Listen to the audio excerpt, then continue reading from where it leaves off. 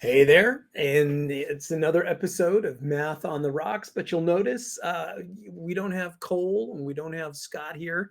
Actually, I say you'll notice. Maybe you won't notice because folks. There's three ways you could get access to this podcast. One, you can do it through Apple Tunes. That's just normal audio, or you could do YouTube. Access this podcast through YouTube, in which case you're going to get the video version. And then on Spotify, I don't know, depending on how you access it, sometimes you get the podcast with audio, sometimes it's a video, but we upload, so you always have the opportunity to watch the podcast, or just listen to it, right? So Apple Tunes, YouTube, Spotify. Anyway, enough said. Business done.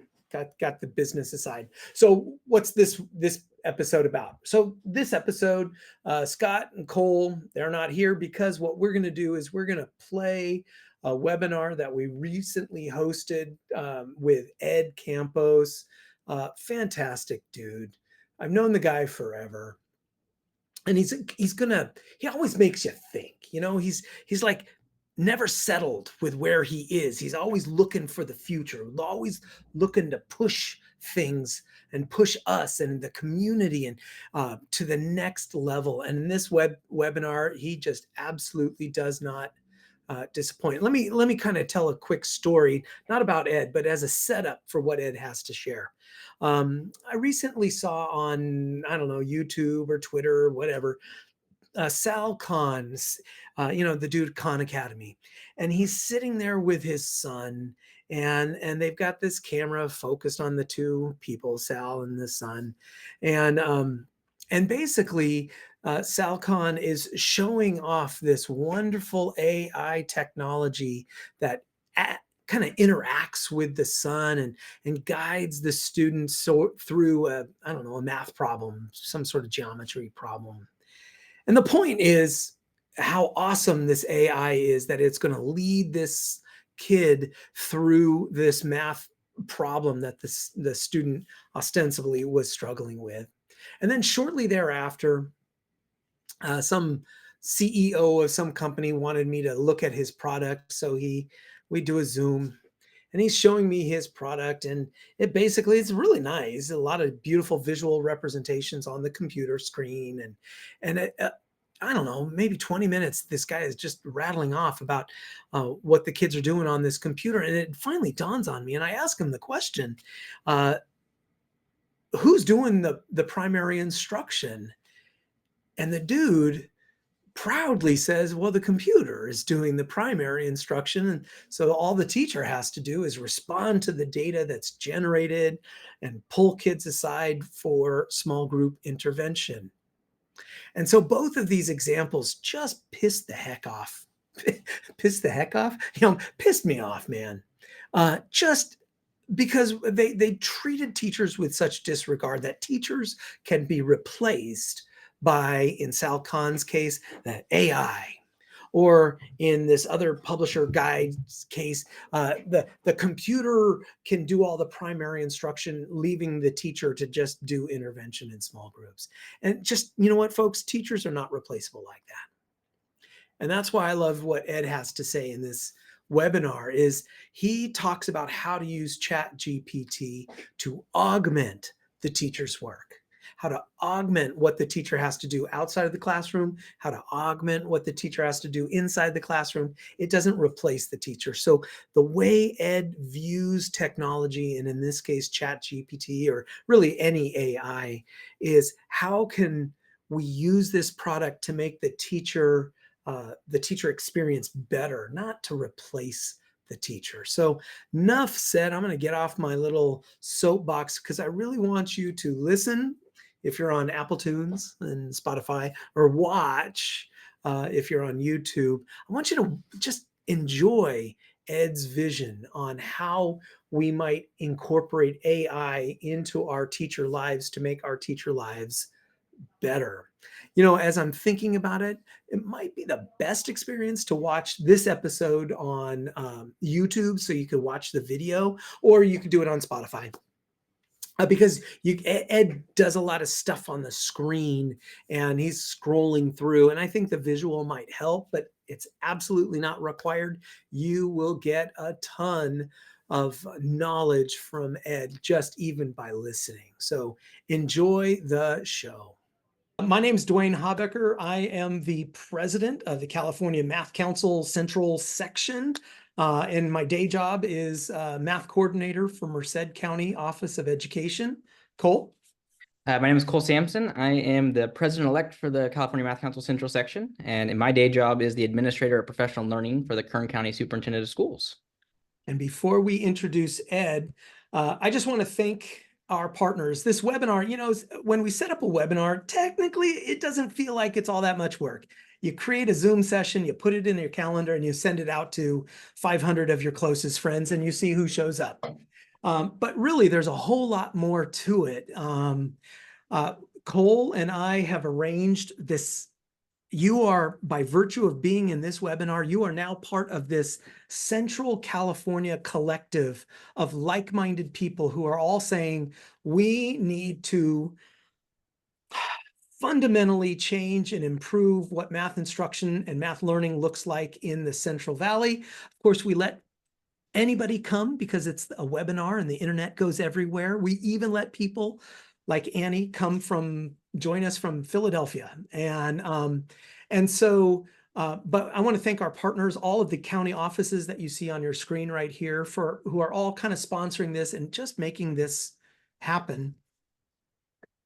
And now I want to introduce brief, because then I'm going to let Ed do the rest of the talking. About 10 years ago, I first met this guy. And he and I were both invited to present at some school district, tiny little school district in the Bay Area. And I was doing my best to talk about the wonders of number talks.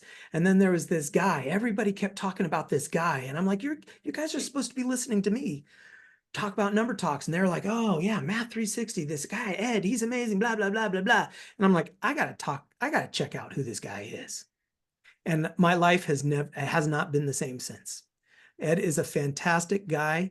And the title of his talk is just kind of covers exactly who he is. I love this. Chat GPT is the new MVP of your math PLC. I can't wait to hear what Ed has to say. Ed, take it away. I'm going to stop sharing so that you can share your screen and take over. All right. And I can't tell you how awesome it is to be here. I'm so grateful.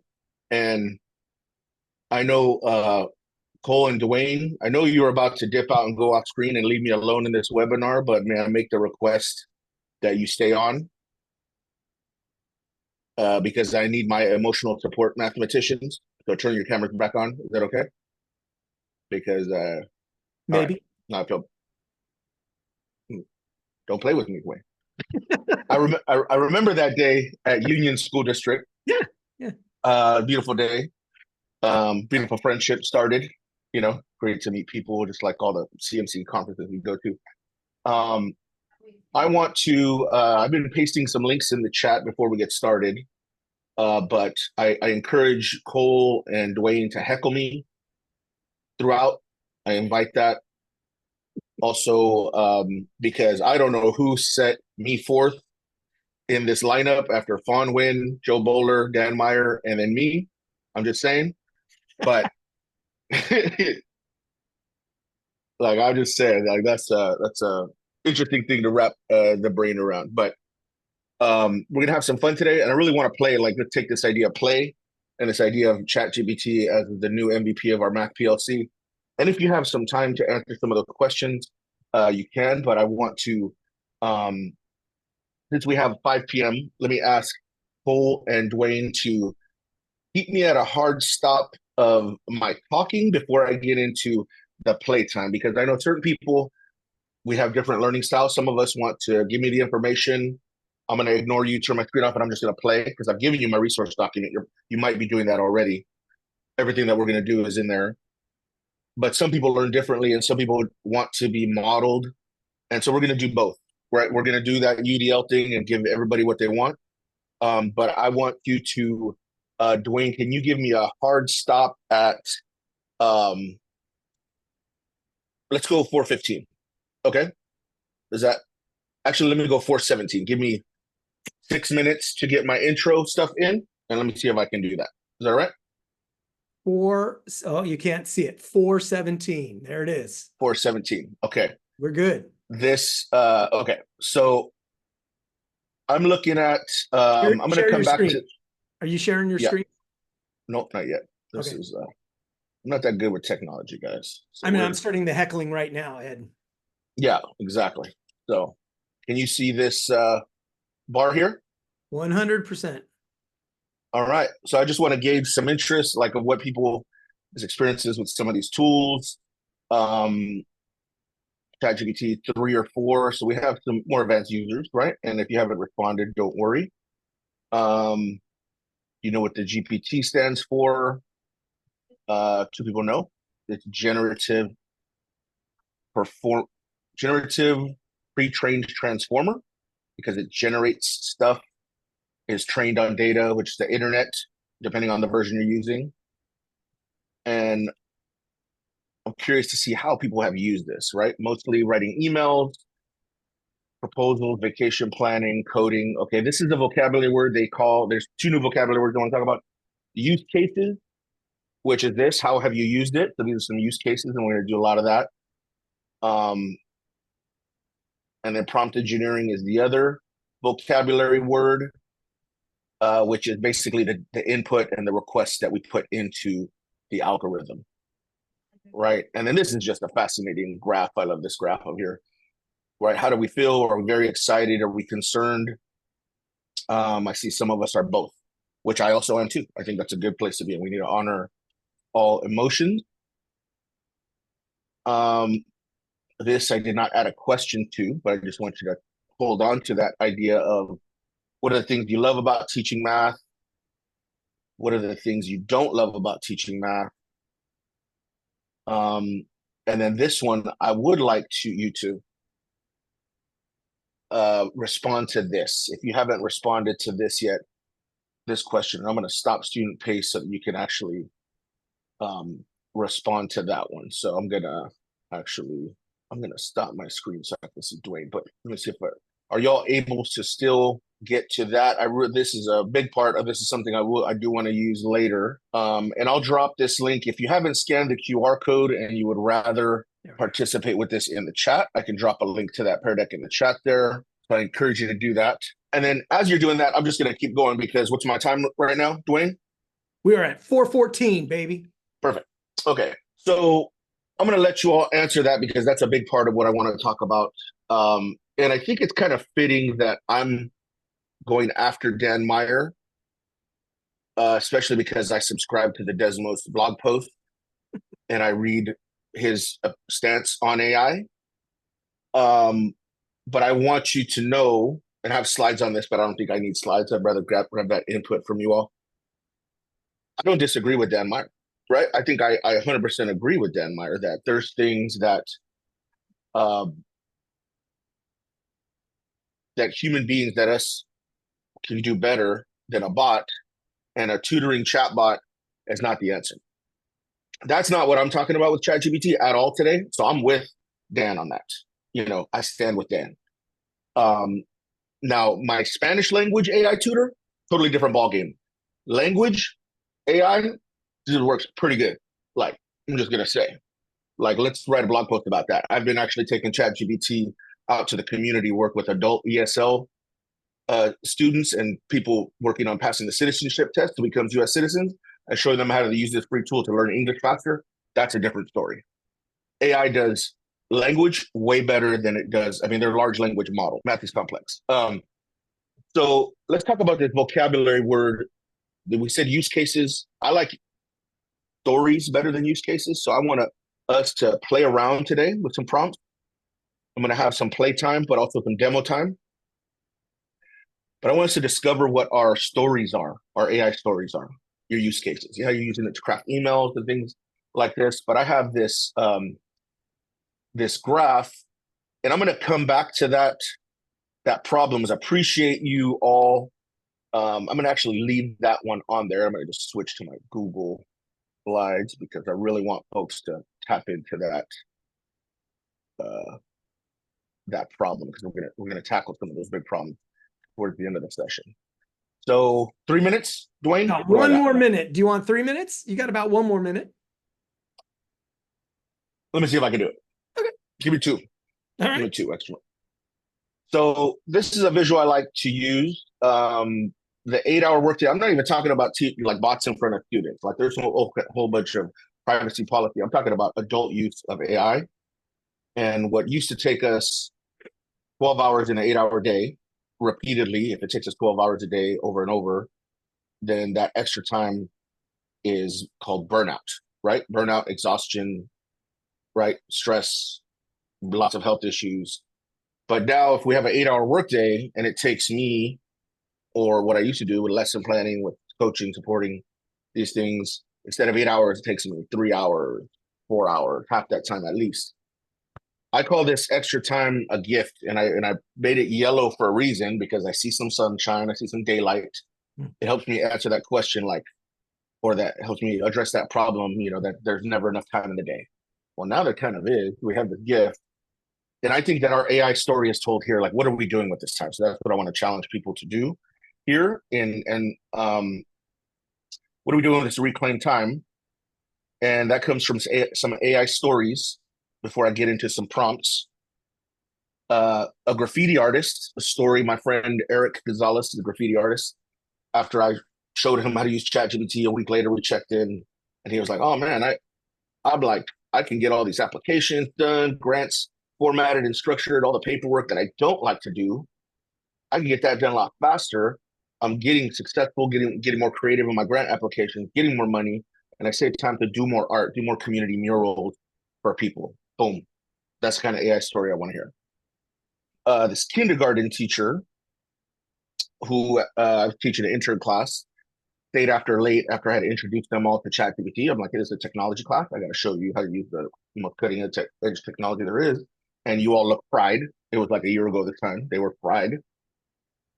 And this young lady, after the end of her first year teaching, like stayed on afterwards and practically was in tears, but said, man, I'm so thankful you showed us the tool. Like I could just gain 2 hours with my daughter, my 2-year-old daughter, back every day, because I would sit in my classroom and I would cry because I can't come up with these creative math lessons that they want me to come up with. Spending time with your daughter is going to make her a better mom, make her a happier person, happier teacher, be more effective and present for her students. And I think, before I get into it, that time, that daylight that we're given is the potential for more connection, first with ourselves, because a lot of us our culture makes us go, go, go, and burns us out. First to be connected with ourselves, and then to tap into creativity, to do our job like we've never done it before, and think of doing things like we've never done before. That's my story. I'm going to plug, before I do this, I know I went over, Duane. Are you? No, it's about to ding, like okay. 30 seconds. So I'm going to ding this. I'm just going to plug this before, because I actually did pretty decent on the timing. I have a session coming up here in Kings County, right? My name is Ed Campos. I work for Kings County Office of Ed. I should have probably done that in the beginning. But the session we're hosting is a grant-funded program, June 13th to 14th in Lemoore, California. 2 days using Building Thinking Classroom, which we have one of the official trainers coming out to do the training on the 14th. And then on June 13th, we're going to model what the current age PLC looks like with AI, and what we can do, and with the new math framework, and how we can co-design plans and observation tools together, come into agreements of what math is, what math looks like, what we're looking for, and create plans using Chat GPT. So it's kind of taking like this session, a little bit of this session, but extending it into a day. So if you want more hands-on experience with this sounds interesting. It's a free session, but we're giving away a lot of swag because it's grant funded. Free Building Thinking Classroom book, a free set of white books, 10 of them, and a $250 stipend. And if it's not linked in that document, it will, but if you want to scan this as well, that'll work out. Now I have about 40 minutes. Am I about right? Yep. 38 minutes. Oh, 38 minutes. Okay, we're doing pretty good. Any questions so far? Let me stop in the chat. How are we doing here in the chat? We're Checking in. monitoring Duane? we're watching the chat. There's nothing going on in the chat. Okay, nothing going on in the chat. Okay. No, so no either question. they're playing. Richard There we captured it. He's like, no, we're multitasking. Yes, that's what I'm talking about. We're grading papers. Okay. We're clicking links. We're listening to Ed. We're doing it all. So for this next, let's say 25 minutes before we close out and have a discussion, you can either play. You can ignore me and go back to the recording later and just dive into that document because there's a bunch of links and copy and pastable prompts there for you. So that's option one, right? If you're that learner, I don't want to listen to direct instruction, I'm a hands-on, I want to test, do that. If you just want to sit and see someone model it, that's what I'm going to do here, right? So if you want to leave me not on mute, you might have some witty banter with Cole, Duane, and myself, right? That's a bonus. That is not included in the document. So that's a bonus of sticking on this right here. What I'm going to do now is I'm basically going to go through some of my favorite prompts and some of my favorite ways that I have used ChatGPT. And I'm going to set my timer for 10 minutes for this. And maybe if I can get Duane to help me out with that too, because I'm going to do 10 minutes of how we can save our time individually with our work as an educator and get creative. But then at the 10-minute point, I want to switch to those big problems, PLC problems, things like that. Okay, so we're going to talk a little bit personal, but then a little bit PLC. Got it going. Perfect. All right. So I've got, let me know, do you see a Chat GPT window here? Yep. Okay. So what I see a lot is a big use case is, oh, let me have you write a lesson plan, right? On 5th grade fractions. Okay. And if you hadn't seen this before, I remember the first time I saw it, I was like, ooh, this is, oh, error generating a response. Let's go and regenerate. When you see it do its work, like, oh, wow, that's kind of crazy. That's really fast. Citing the standards, the minutes, and you're like, that's great, right? What I have learned though, right, is this is that prompt engineering vocabulary word is like the more we give it to input, right? These are large language models, right, that are trained on data. And the more data we give it to hone in and be specific, the better results we're going to get. And I had a teacher when I showed this to them once say, oh, wow, I don't even have to think anymore. And I'm like, well, you don't have to think about that, but what does that free us up to think about, right? I'm thinking about that connections and creativity. So now what I've learned is someone said that a way to prevent hallucination, which is the AI giving you false information, but also like mansplaining it to you as if it is true, right? Because it likes to do that. I like to say include the standard number and the text to ensure more reliability, right? Give me, but I also do. This is my favorite.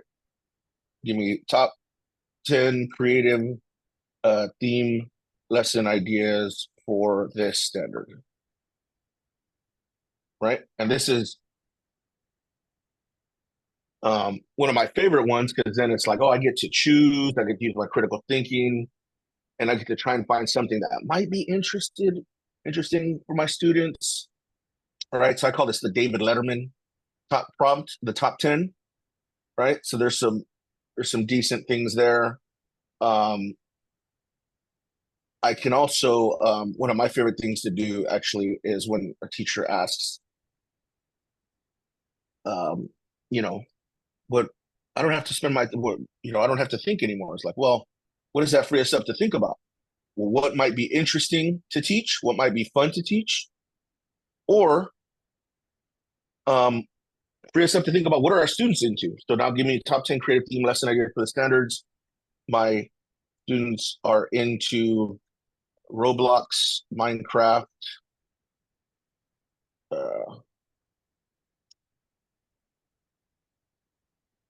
and Takis chip. Right?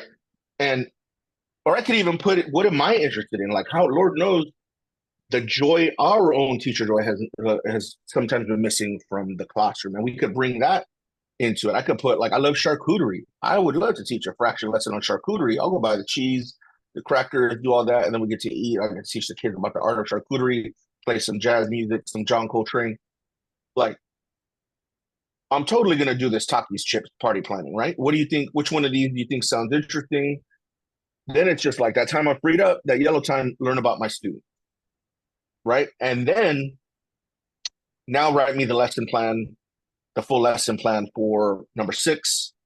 That includes ELD strategies, differentiation. That is UDL aligned, things like that. So that's one. That's one of my favorite ones. Wait, go back to that, Ed. Can you go back to that? Yeah, let me see. Right. So you were saying control shift. We got that list of 10. We could further refine the prompt by saying, okay, now write me a lesson for number 6. Yep. So now write me a lesson plan for a 45-minute class period for number 6. Make it UDL aligned with ELD differentiation. And I'm going to spell it wrong because that's okay. Okay. So and it knew number 6 was the Takis chips. Tells me this is what I need to do. So I'm going to go to the grocery store, go buy some Taki chips. Right. Whatever, just give it, like, throw spaghetti on the wall. I think you just try it out. But the more you feed it, like, oh, that's what, until you're really happy. I say don't stop until you're like super jazzed to teach this lesson. Like, I'm ready to go. I'm going to have fun. Kids going to have fun. I'm going to bring joy and fun and silliness and, and playtime back to the math class. Like, that's the goal, Yeah, I've actually done some lessons like through this similar ed, but where I've actually had to call out like the ELD, like the standard, and said, like, I have a class that has 10 bridging and 5 emerging. Can you help me differentiate for both? And it's amazing that it can go out and source that, even if I don't put all that language in there to help build a lesson around it. It's crazy. Yep. And just like Cole said, the more, like I just said, UDL aligned, but, and ELD, but if I get more specific with that content, or like if you'll notice, I created 2 custom chatbots at the top of that document, which were trained on, the California framework, and then the math practices. And I just did that last night, but you can just train it more. Like Cole, Duane and I were just talking earlier about, like, as you train these custom chatbots, which I use Poe. Poe is one of the tools you can use to create your own custom chatbots and share for free. Like Chat GPT lets you create custom chatbots, but that's only with the paid version, and you can only share with other people who have the premium. But Poe is a nice one that's open to the public. That's decent, so and you get to get creative on what you train it on. Another guardrail I want to have about this one is, like, I could add something in here that says, like, make this lesson culturally relevant, culturally sustaining. I have a population of students at 80% Mexican American. But you need to be aware that the people who built these AI tools were not African American, Mexican American, not Native. The majority of this population is a single, it's a very definitive population, and we need more people, more diverse young people as engineers building these AI tools. But until then, we can have guardrails that we put into ourselves. Like, they're doing a good job on taking feedback, so we have to use them, give feedback to the tools, because there's some really offensive, racist stuff that comes out of them sometimes. We have to be aware about that. But, like, if I was building something that's culturally responsive lessons, I would add a guardrail to it, asking steer clear of any possibly offensive stereotypes or racial tropes that might be offensive. And build something that brings honor and pride in the culture, or something like that. So there's different ways of phrasing that we can stay away from that there. All right. So we got there. We did that one. So one of my favorite ones too is, I don't know if anybody knows what nonviolent communication is, but that's my favorite thing. I'm just going to use ChatGPT to help us understand what nonviolent communication is. I learned about this in the Breathe for Change program, and it's a conflict resolution strategy, and which emphasizes compassion, empathy, and understanding. It's about observing facts, stating your feelings of yourself and others, stating needs of yourself and others in these conflicts, and making a request. One of my favorite things to do is like use nonviolent communication to craft an email to a panel of mathematicians that put you forth in a speaker series after Joe Bowler, Juan Wynn, and Dan Meyer. He's picking Come a on, fight, man. Cole. Are you seeing this? That's awesome. So this is a joke one right here, but like this is you know, like I'm fourth in the series. It basically I could have filled out some more information, like, hey, the imposter syndrome seeping in, whatever. No, I don't mess with that. I'm myself. Dan, Fawn, and Joe are themselves. But this is a great way to get some ideas on. I think of it like emotional intelligence training wheels, to be honest. Like I have some stuff that I've like, riffs, and it helps me craft emails, but just helps me think through some processes of like why there's a conflict going on. Sometimes I'm making up the whole conflict in my head, which does happen too. But I have had colleagues that are like, oh man, that nonviolent communication plus ChatGPT. They're like, I'm using that with my spouse. We're getting along great. I'm not making things such a big deal. We're just squashing the situation and moving on. So that's one of my my main ones there. And let's talk about nonviolent communication. Had you all heard of that before? No. No? Oh, it's one of my favorite things. Like I honestly think I would build my classroom policy around nonviolent communication, and I would also help students using ChatGPT or some bot to model it or create a custom bot that they could access eventually that's friendly and FERPA and COPPA compliant to help kids navigate some conflicts that they have at school, right? And bring them in to help them use these tools, because emotional intelligence is not a standard, right? But how much we need to have these tools, to first be aware of what we're feeling, like stick to the facts, right? Richard was saying he was using ChatGPT to say, hey, create a worksheet. And even if you're like opposed to like 27, it doesn't have to be 27 questions. It could be create a worksheet, but like really just 2 or 3 problems so that I can get my students working on stuff and get the conversation. Oh, yeah. Right. Fantastic. Richard, okay, that wasn't the question. He was like, what's a joke about me listening to speakers? Yeah, I mess around with that. It is intimidating. It's awesome. It's flattering. I don't have as much imposter syndrome as I have before, because I know nobody can do things like I can do, and nobody is me, just like nobody can do things like Cole can do. Nobody can do things like Duane can do. Nobody can do things like Notice and Wonder Woman, Annie Feder, right? So like, yeah, I just embrace it's a joke. Like we're just trying to have some fun. But the nonviolent communication, oh man, that thing is just, I feel like this is what I feel like sometimes. Like we're going through our day, we got this, and this to do. And then there used to be some things that would come in, sideswipe me out of nowhere, like, and just knock me off of my track.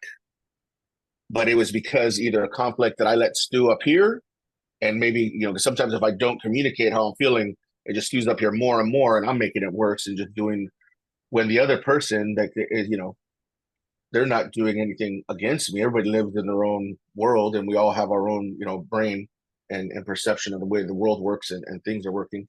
And so when I started using these emails to craft, like it'd be like, oh yeah, that's a valid request. We'll do that, Ed. That's a well thought out email. I'm like,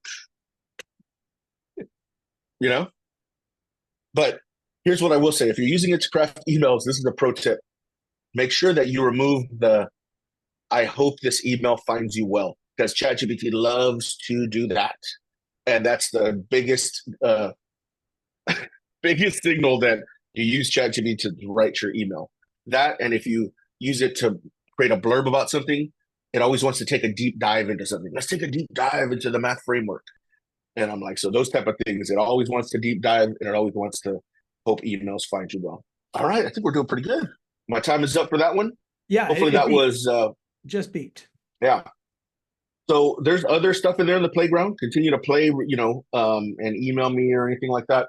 But like I have a whole series of building thinking classroom questions in there where I would use it, help me to find like mild, mild, medium, and spicy question worksheet for the standard. Help me to come with and sometimes it's not perfect, but sometimes it's pretty good, right? And it can at least get me started on the framework, on the structure, and then I fill it in. Like someone told me that like this AI tools, it gets us 70-80% head start.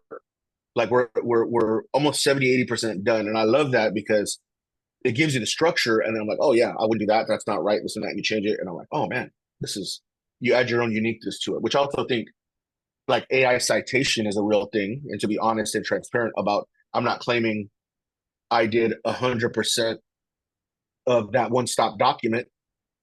I created the structure of the one-stop document, and I used AI to help me come up with paragraph verbs for some of the descriptions in each section.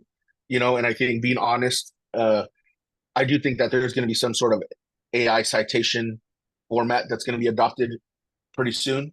If you haven't seen the South Park episode on Chat GPT, like watch that. Not appropriate to share here, but super funny about the chatbots. Okay, so we're going to jump back into it. What I want to do now is, Duane or Cole, can you talk a little bit while I do some on the back end about like the custom chatbot that you were using and some ways you were trying to use it? Yeah, the framework one, I can, sure. Yeah. So I was using it this afternoon, so just trying to ask some questions, things that I get asked all the time about when we go out to a district or engage with an assistant soup about the new framework and what they should be thinking about. And I said, hey, can you act as an assistant superintendent, and where would you start your implementation journey around the new framework? And it laid out a beautiful plan of, here are the things that I would think about as I was, starting to think about where to begin. And then as I continued to ask it questions, I said, great, can you be a little more specific about what it means by curriculum adoption? Can you give me a little bit more details about that piece? And it would then go and it would dive deeper into to that detail, or to planning around big ideas. It would dive deep, right? So it did really well, and just continuing to ask, and just give me more details, be more specific. What might this look like if I was a 7th grade teacher? What would this look like if I was a 1st grade teacher? And it was able to really adapt very well for being such a large document, and very quickly. And I love, Ed, you're going to show me one day how you did this, but then it would go and cite actual text from the document and denote it in the chatbot, and it have like reference numbers 1, 6, right? So I could pull up the actual language from the document to support that. And that was just, it really puts a lot of ease in my mind, knowing that it came specifically from that language, because that's how you trained it. That was beautiful, man. Just enough time to like do that on the back end. What I will share too is that one-stop doc is a living document. So what I'll do is I'll create a little screencast on how I did that, because I'm not going to do that during this time here, because I want to spend the rest of the minutes talking about this other big idea. But I will create a tutorial on how I did it. It's really easy. Did it like in 10 minutes. I just basically downloaded all the chapters of the framework into Word docs, which they were already in. And then you create a doc, custom one, and then upload them one by one. And that's all I did for that one, really. But you can add as much as you want. The next thing I want to do. As you're doing that, Ed, I'm playing with Magic School AI, and my mind is blown. Like, I've heard about it, but my mind is absolutely being blown. I mean, and I call those the AI training wheels, because those are just nice user interface buttons. If you don't want to be precise and type exactly what you want, like I do, but you just want a button, write a lesson plan, this and that, like those are, programmers have just built nice, easy to use interfaces on top of Chat GPT, because those tools are built on OpenAI, which is the open source AI large language model, and because they made it free. What I want to talk about next is design thinking. So what do you all know about design thinking? Are you familiar with this problem solving? Not one bit. Okay, so I'm so excited to introduce you to design thinking though, because design thinking is, which actually can be connected to the science and engineering practices as a solution in the design process, but it's a design process that starts with empathy, right? There's 5 steps. You empathize with someone that's having a problem or a problem that's impacting someone. That helps you define the problem, what the problem really is, because you're doing some kind of empathy interviews. Then you ideate the problem, prototype the problem, test the problem, and then that leads you to more data because it's an iteration of learning what worked, what didn't, to go back to empathize again and then redefine the problem or narrow the focus on the problem. So I firmly believe in, someone said this quote on Twitter a while back, AI is not going to solve all the problems, but it can help us solve the problem faster. And that's what I want to focus on right now. So I'm going to skip to, so I'm going to say, what is design thinking? Explain to me as a middle school student.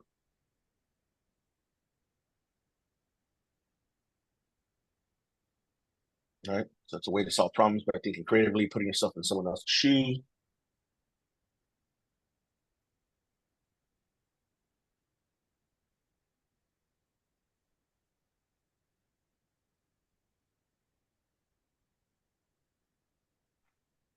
Okay, helps you define the problem. Like I said, helps you ideate, come up with any crazy creative solutions that we could possibly have. Then we start to prototype them and test them. So I've created a couple of design thinking prompts here that I like to use, and I'm going to scroll down here. Someone was asking in the chat about the chatbots, and those are linked here to test with those. And then what I'll do is I'll create a video tutorial here after. So this is going to be my, if I can spell it. Ah, there you go. Okay. So I'm going to scroll down here to the classroom, design thinking. So if I'm design thinking, I'm going to use both of these because I've built 2 prompts, but I'm going to show you the first one. I'm just going to copy and paste this first one here. So these are 2, but I'm going to, if I use the design thinking process to tackle the problem of, actually, what I'm going to do is I'm going to attach, and this is kind of, I'm going to flex a little bit of the paid version. This is why I pay for Chat GPT, or it's $20 a month, because I can upload screenshots and it can summarize what that data is as it's loading there. I think it's loading. Yep. So I took a screenshot of your images here. This was your responses that I had you solve, or what are some of the big problems in education you like to solve. Mm-hmm. And what it did is, right, imagine, and this does with dry erase markers. So imagine doing a thinking classroom version with Math PLC, which is what we're going to do. You dry erase marker, it can read all of that. It can read Post-its, summarize it. Imagine just that as a time saver for how many pieces of chart paper that we use in schools. That alone is worth $20 a month. So summarize the key points. Okay.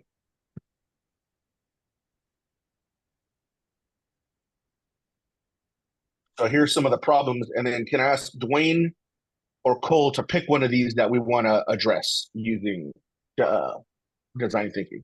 Oh, I let's like do the it. first one, actually. That was This that's exactly what I was the going same to way. The instructional loss due to Okay. teachers focus on remediation rather than acceleration. right there. Yep. Okay.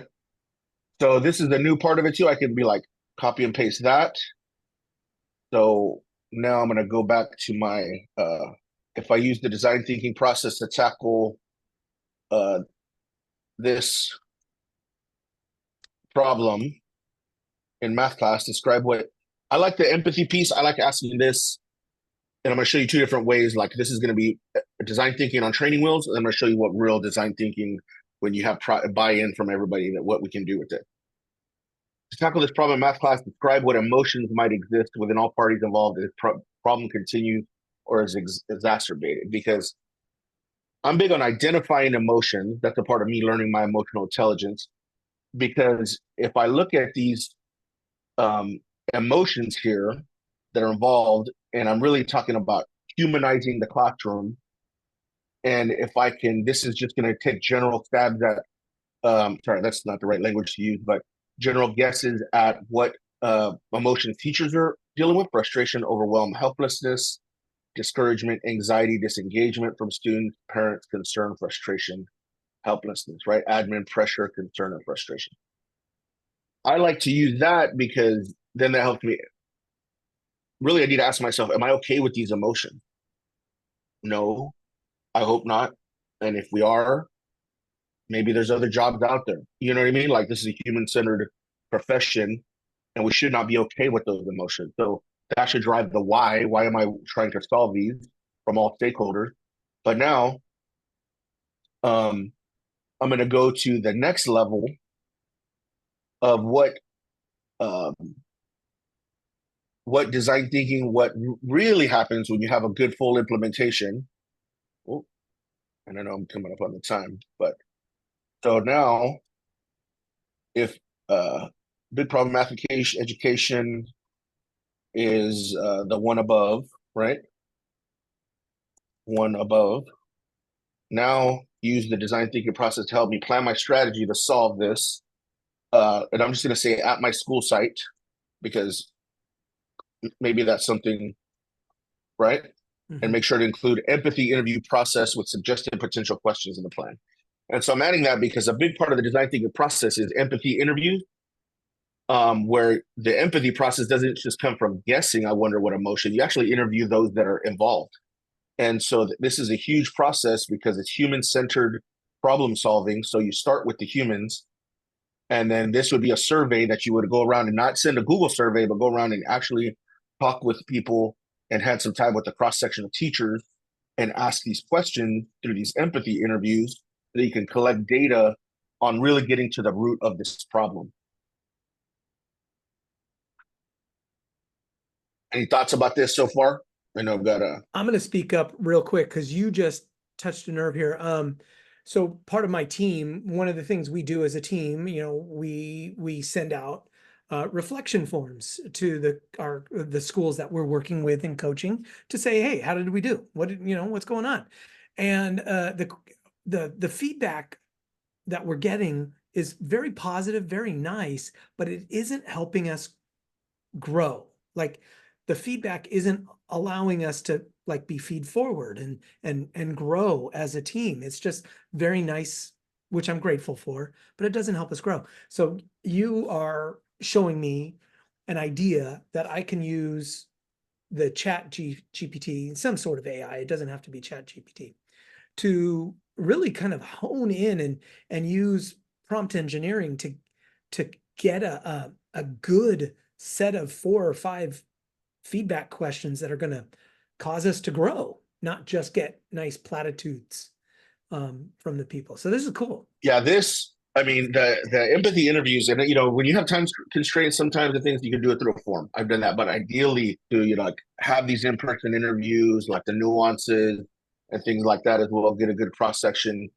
And then when your team agrees on those empathy interview questions, then you get that data, just like we just did. Look at how Chat GPT helped us consolidate all of that data. You can have it. Now some of the data you can interview, upload audio, and it can analyze some of that. So, and this is some ideation. The other piece is just at so many steps of this design thinking process, it can help us ideate on empathy questions, ideate on the creative solutions, right?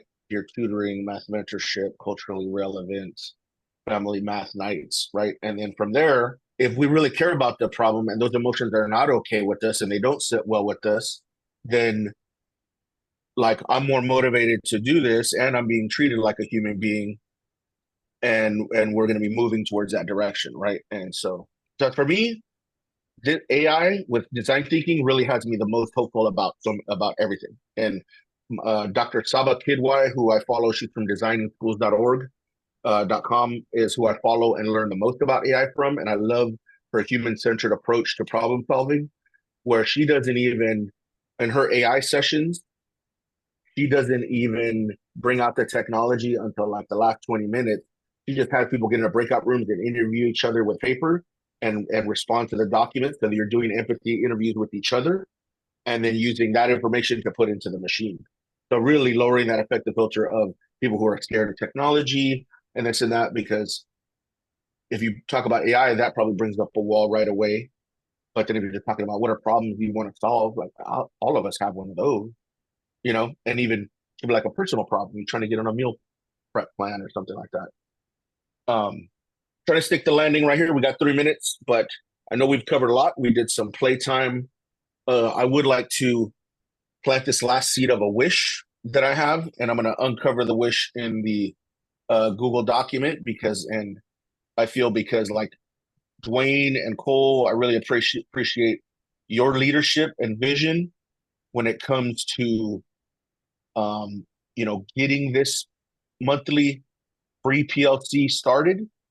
And I think that like there's so much potential with the math, science, computer science grant, which you all, when you told me you started this in that spirit, like if science is the design thinking process and we're using computer science, which is AI, and the design thinking process to help solve the problem that is the math framework to create a digestible, serviceable chatbot or something for teachers to help them through empathy interviews. I think that's a wonderful use of that time. So like, I just want to end with the dream that like, and there's a lot of funding in our grant. So maybe the call to action from those steering committees, maybe this is something that we could look toward to really help our teachers out, right? Start doing some interviews and giving them something that's useful. So thank you very much for having me. I appreciate it. And if you have any questions, I'd love for you to share out maybe what's one nugget. We probably threw a lot at you, but you have the document to play with. My email address, I'll put it in there. Please reach out with questions. I love to be helpful. I try to be as helpful as Duane and Cole. That's nearly impossible, but it's good to have friends that push you to be more helpful, more charismatic, wittier. You know what I mean? Like, but yeah, I thank you all. I hope that there was one, if you can share one cool thing you learned and might be using in the next couple days or weeks or diving into, please share that before you leave. And I just want to say thanks again. Awesome, Ed. Every time I listen to you, so inspired, and my brain is, I've been playing with that framework bot all afternoon when I was supposed to be doing something else. And now listening to you kind of talk through it again, I'm ready to go. We're going to be chatting again real soon about that. Yeah. So thank you for being here. Perfectly placed in our lineup, I'm going to just say. Perfectly placed, and just rock star in our world. And we appreciate you, sir. This is just a reminder that every third Thursday, including summer months, we are going to be having a webinar from 4 to 5 on the third Thursday. Next month in June is Dr. Jo Bowler, and she'll be coming in and talking to us next month on the third Thursday of June at 4 o'clock.